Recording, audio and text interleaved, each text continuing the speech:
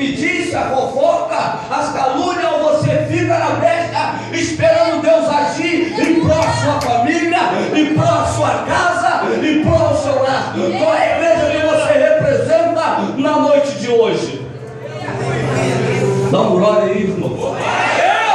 Você está na brecha? Ou você tem dado brecha? Você dá brecha ou você tem dado brecha?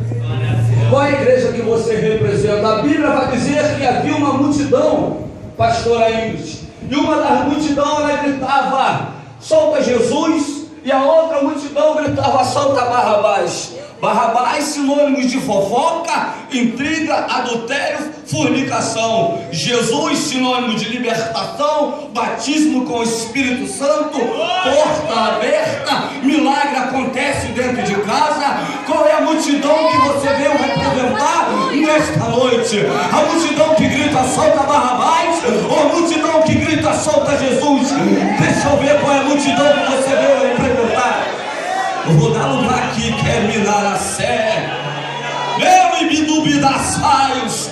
Qual é a multidão que você veio representar? Se põe de pé em nome de Jesus. Glória a Jesus.